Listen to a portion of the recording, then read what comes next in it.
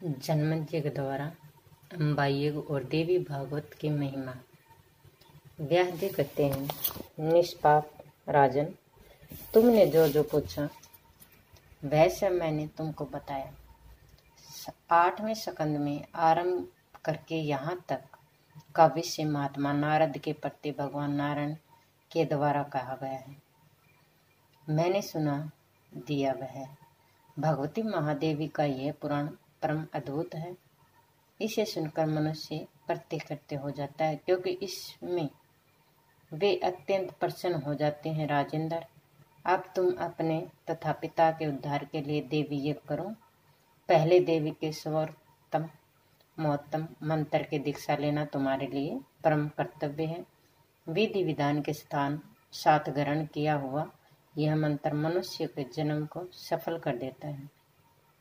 सूत जी कहते, सौनक आदि ऋषियों उपयुक्त बातें सुनने के पश्चात महाराज जन्मेजय ने मुनिवर की प्रार्थना स्वीकार करके उन्होंने देवी के प्रणव संगक महामंत्र की विधि विधान के साथ दक्षिणा ग्रहण की।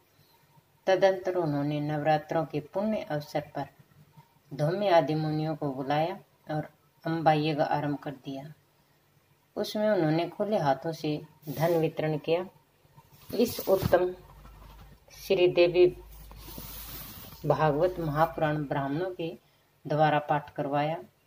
भगवती श्री देवी की प्रसन्नता प्राप्त करने के लिए उनके सामने ही वह परम पावन पुराण का पारायण हुआ।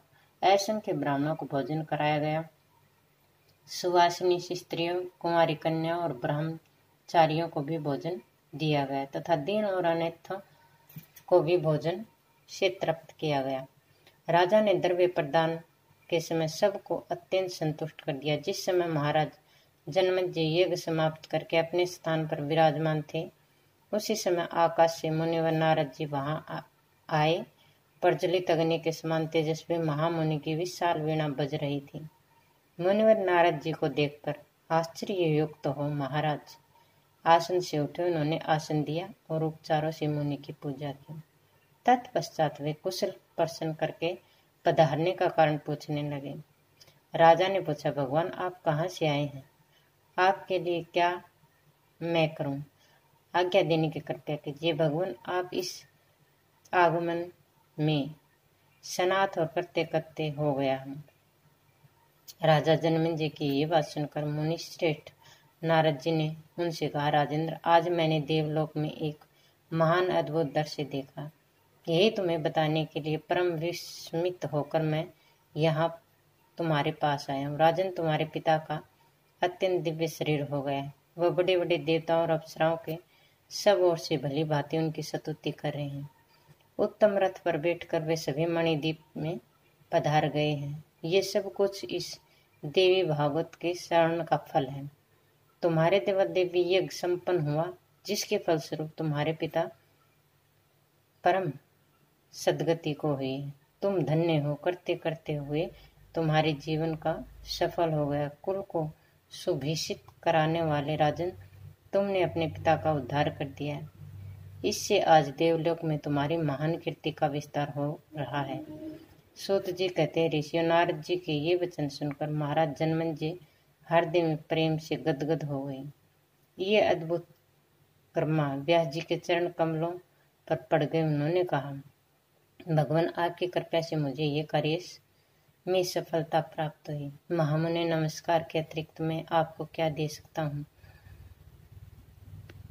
बताना। मुनि, इस प्रकार आपको मुझे सदा ही कृपया बनाए रखना।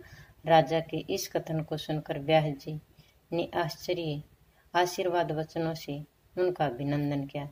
साथ ही भगवान बादरा ने राजा की ये मधुर वचन कहा, राजन, तुम सब कुछ परित्याग करके भगवती के चरण कमलों की उपासना करो। सावधान होकर देवी भागवती का पाठ करना तुम्हारा नित्य का नियम हो जाना चाहिए। भक्तिपूर्वक सदा अभ्यास यज्ञ से तत्पर हो जाओ। इसे तुम कभी आलस्य नहीं करना। इसके फलस्वरूप संसार रूपी बंधन से तुम अनायास ही मुक्त हो जाओगे। पुराणों और वेदों का ये समीचीन सार है। जन्मेजय इसका पाठ करने से पुरुष को वेद पाठ करने के समान पुण्य प्राप्त होता है।